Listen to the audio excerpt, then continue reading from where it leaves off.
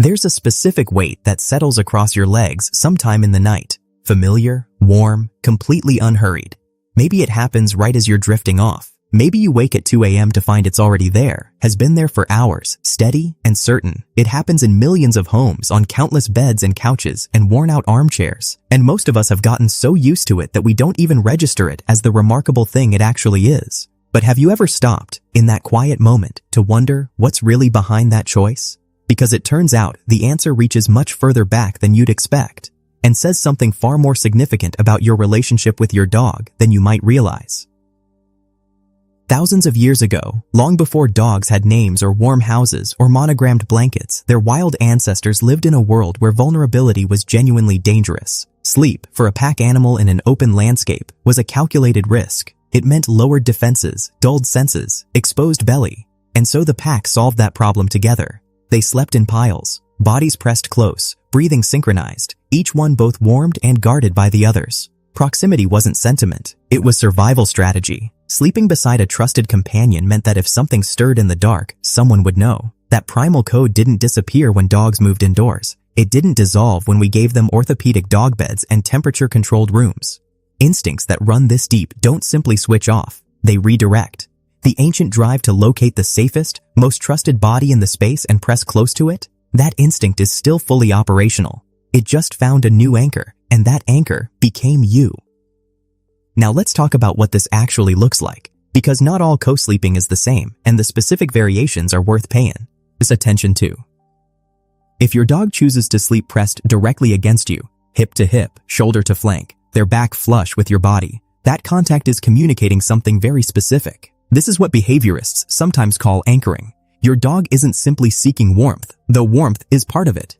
They are using your physical presence as a regulating force. Your heartbeat, your breathing rhythm, the steadiness of your body at rest. All of it signals safety to their nervous system in a way that nothing else in the environment can replicate. You might think it's clinginess, it's actually attunement. Then there's the dog who doesn't sleep pressed against you, but still insists on being on the bed, maybe near your feet or curled at the corner, maintaining a few inches of space but refusing to leave the perimeter entirely. This is its own kind of statement. These dogs are often the ones with a stronger guarding instinct. They're not withdrawing, they're positioning. Feet and doorward-facing positions are classic guardian postures. Your dog isn't choosing distance, they're choosing a post. You might have also noticed the dog who waits until you're fully asleep before they finally settle. They circle, they sigh, they check the room, and only once you've gone still do they drop into their spot and truly relax. This can look like restlessness, but it's really a form of vigilance being laid down. They were making sure you were okay before allowing themselves to rest. Once they're confident you're settled and safe, they let go too. That's not anxiety, that's devotion in its most functional form. But here's where it gets really interesting. The dog who migrates. You go to sleep, they're at the foot of the bed. You wake up, they're tucked under your arm, nose against your shoulder, as close as the geometry of the situation allows. This nighttime drift toward closeness is one of the most quietly moving things dogs do. They moved toward you while you were sleeping. Not for food, not for a walk, not for anything they needed from you in any practical sense. Just toward you. The pull of that bond operating even in the absence of conscious decision-making. And there's one more worth mentioning. The dog who can sleep anywhere but won't, unless it's within sight of you. They don't need to be on the bed. They'll sleep on the floor, the doorway, the hall outside your room. But the location has to have a sight line. Researchers studying territorial and attachment behavior in domestic dogs note this as a form of proximity maintenance. The dog monitoring without intruding, present without demanding. There's something almost courteous about it, if you think about it. They respect your space. They just need to be able to see that you're there. Now, there's something most owners don't realize about this. Sleep is the most unguarded state any creature can enter. Muscles release, alertness drops, the constant monitoring of the environment goes quiet. For an animal with acute senses and ancient threat detection wiring, choosing where to sleep is not a casual decision. It is, in the most literal sense, a trust decision. When your dog chooses to sleep beside you, really sleep, deeply, the kind of sleep where their paws twitch and their breathing slows to almost nothing, they are expressing something they cannot say in any other way. They are telling you that in their entire assessment of the world, you are the place where they feel safest, that you are the still point around which their sense of security is organized. Studies have shown that a dog's cortisol levels, the biological marker of stress, measurably decrease during physical contact with their primary person. Their heart rate slows, their muscle tension releases. Researchers have called this social sleep synchrony, the same phenomenon documented between human infants and caregivers, between bonded adult partners. It is not metaphorical, it is physiological. Your presence is, in a measurable way, medicine for them. And here is what I want you to sit with for a moment.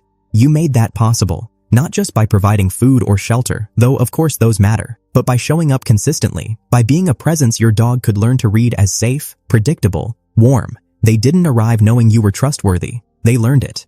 And this nightly migration toward you, is the evidence of everything you've built together.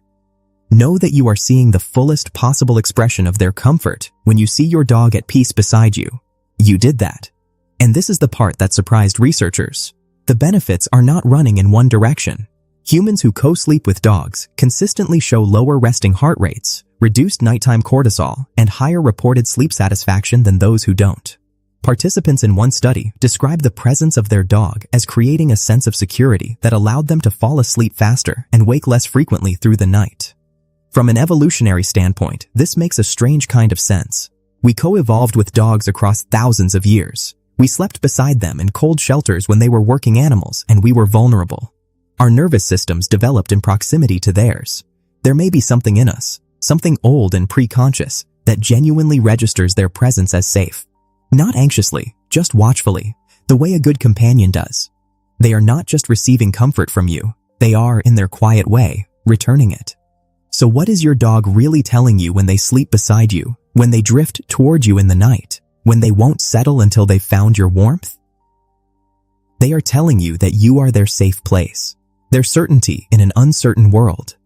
They are saying, in the oldest, most honest language available to them, the language of bodies at rest, of breath slowing, of choosing proximity over everything else, that among all the places they could be, they choose to be here, with you. They are telling you, in the quietest way imaginable, that you are home.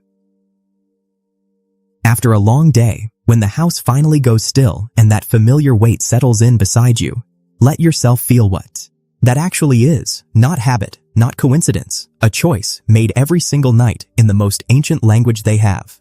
Thanks for watching. If you loved learning about your furry best friend, be sure to like and subscribe for more.